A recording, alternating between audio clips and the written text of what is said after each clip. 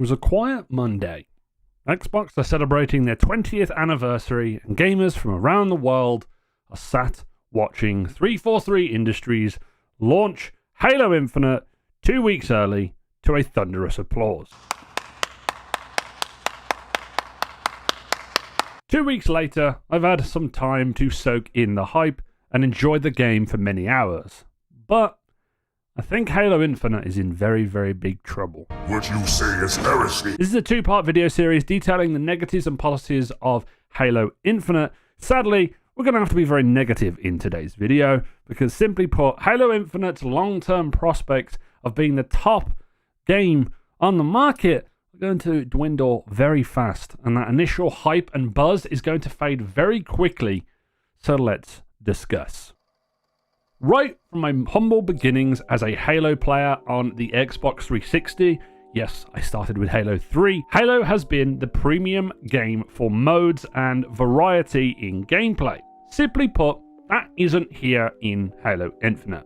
You have 4 options, and 5 with a Fiesta mode that has been included during an event for those different types of gameplay. Ranked, Bot Bootcamp, Quick Play, and Big Team Battle.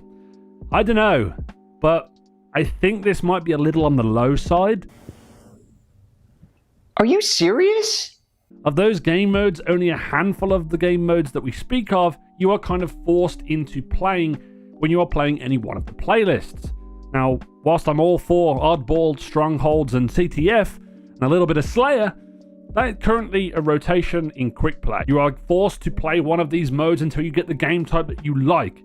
But after the 6th game of On-Ball or Strongholds in a row, it can be very off-putting for some players. And for me, it gets tiring very, very quickly. The big problem is right there in front of us. This game has no dedicated playlists! Why isn't it possible? It's just not. Why not, you stupid bastard? This game doesn't even have a free-for-all playlist that is just separate from the regular modes.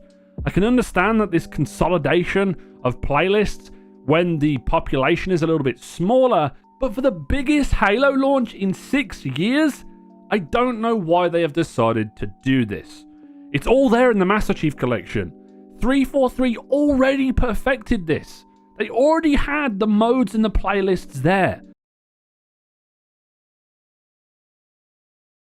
Let's just also not forget the fact that those modes that are present in the Master Chief Collection, which are easily accessible to everyone dating back to Halo Combat Evolved, Halo 2, Halo 3, Halo Reach, and Halo Guardians.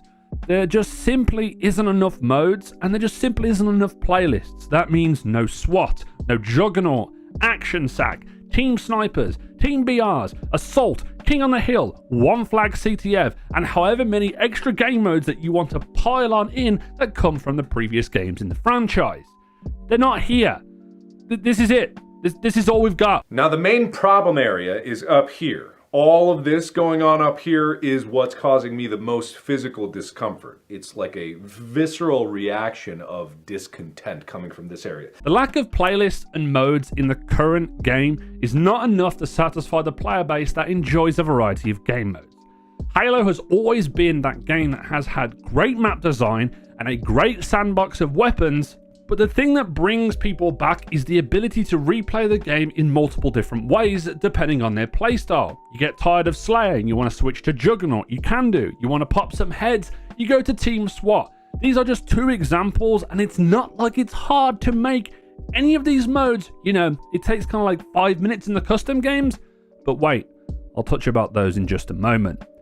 I know this is only 2 weeks in, but judging from the cycle of Halo 5 and know what that had at launch, this is a very ominous signal and is letting off my red flag alerts. And to say this game is in beta, but still nothing was added from the tech previews, till now, it's not looking so good. I want to have faith that they're going to add more modes, playlists, and weapons and such, and much more maybe on a magical patch that comes out on December 8th when the game fully launches and it's fully live. But I'm really getting tired of AAA developers in the modern era just bringing out games half complete, and holding back features for later updates. If you do want content straight away though, and not have to wait for it, hit that subscribe button and you'll be able to keep up with all the content on this channel. It's much appreciated. Custom games in Infinite simply don't work. It doesn't just work.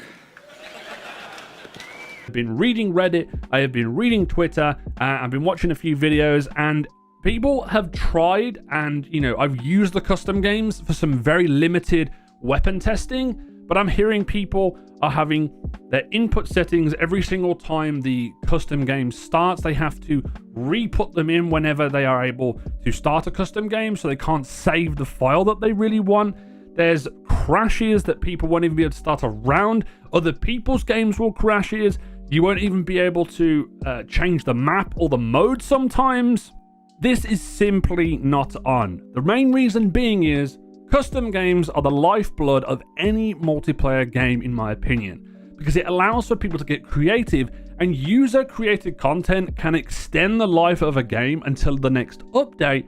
And with custom games being broken in the current state, there's just so many awesome features, beside a few missing features that are in there, and it just means that waiting for Forge and waiting for them 343 to fix this over the next 9 months is going to be agonizingly long, and it's just going to add to the current list of issues that are going on with Infinite. Another issue that kind of brings up is, if I can make a BR only or a sniper only mode in custom games in less than 5 minutes, how hard is it to add that into the current playlists that we have? I'm no game dev, but come on. The framework is there for 343. They have it already nailed with the Master Chief Collection. They just now need to make it work. Finally, and I mean finally, the last thing on this list is to speak about progression, battle passes, and events. First off, I'm going to say this out loud. Battle pass systems to me is dated, overused, and it lacks any real quality in most of the games. It gives developers an excuse to extend out content and put cosmetics there. But the thing that makes it even worse in Halo Infinite is the fact there is colors. There is no colors that you can actively just swap your Spartan to. No, they have to be purchased either in the store or you have to earn them. Come on. I can understand different pieces of armor, but colors, even a special tactical leopard print, I can understand that, but just red, blue, clean colors, they're not here. And just it goes one step further. Adding the store cosmetics, in my eyes, they're just not worth what they are putting out. This area is not good either. I hate this, but I'm mainly worried about this. There's 0 ways to get cool pieces of unique gear throughout the game apart from doing the battle pass. Now, yes, you can earn some cool stuff from the progression in the battle pass. They have addressed those issues, but I want to do some really cool challenges.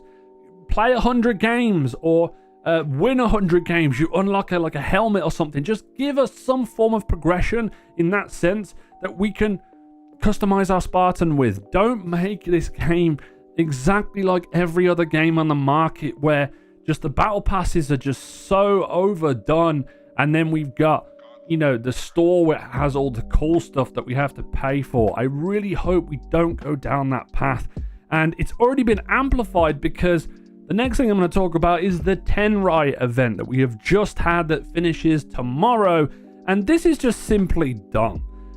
It's got to be one of the worst event battle pass things that I've ever seen. The XP, the only way to earn XP on that pass is from challenges that don't show up in the mode. You have to go and complete other challenges to get them to fill those slots. And then you have to go and get Killjoys.